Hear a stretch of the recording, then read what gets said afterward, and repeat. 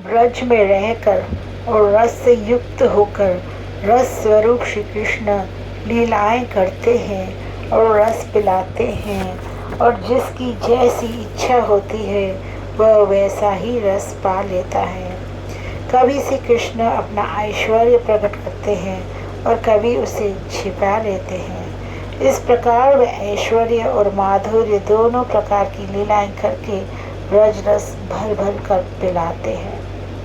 नंद परम आनंद में डूबे हुए उनकी लीलाओं में लोभाए रहते हैं। वे उन लीलाओं के रस को पान करके श्री कृष्ण के कल्याण के लिए व्रतों का पालन करते हैं।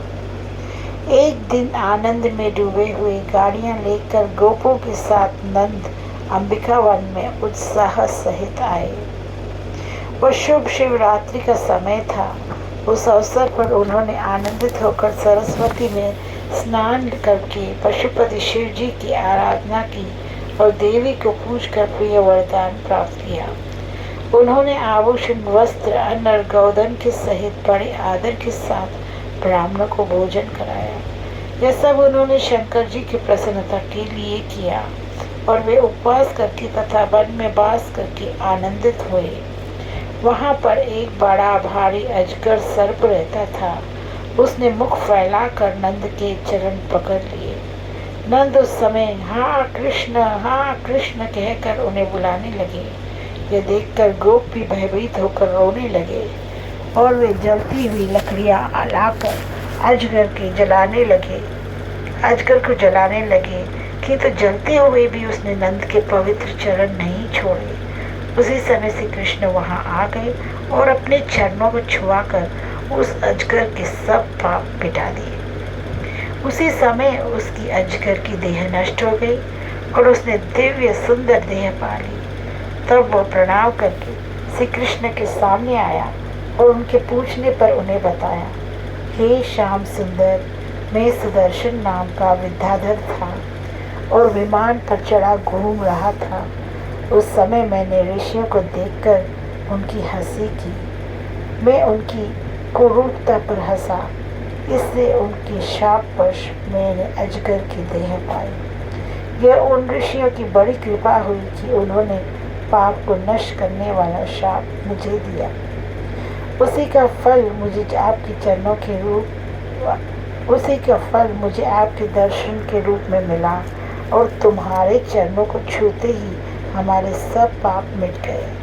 जिन आपके चरणों की शरण अत्यंत सुख को देने वाली है और जो आप सदा ही एक समान रहते हैं, मैं उन आप पर बलि जाता हूँ। फिर वह उनकी परिक्रमा करके और उनसे आज्ञा पाकर वह आनंदित होता हुआ अपने लोक को गया।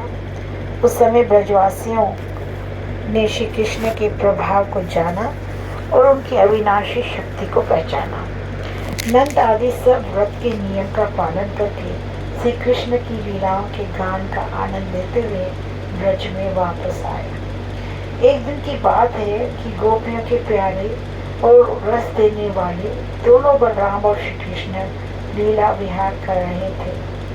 वे नीले और पीले वस्त्र पहने थे और हार का आनंदमय श्रृंगार किए हुए थे। गोपियां बड़े प्यारे स्वरों में उनका गान करती हुई प्रेम में डूबी कोमल कोमल तान छेड़ रही थी।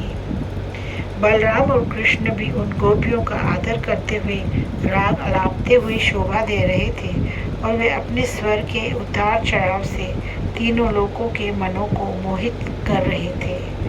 उनके गानों को सुनकर गोपियां मोहित होकर सुध बुध तथा अपने वस्त्रों को संभालना भूलकर शोभा दे रही थी। दोनों भाई बड़ी स्वतंत्रता से घूम रहे थे और वे दोनों लीला विहार कर रहे थे।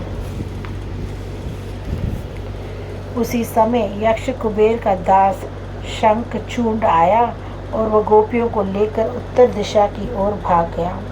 उसे परम शक्तिशाली भाइयों से भी कुछ भय नहीं लगा। गोपियां जो बलराम और कृष्ण पर क्षण प्रति क्षण बलिहारी जा रही थी, वे विलाप करके दुखी होने लगी और उनको पुकारने लगी। वे कहने लगी कि हे बलराम, हे हमारे जीवन श्री कृष्ण।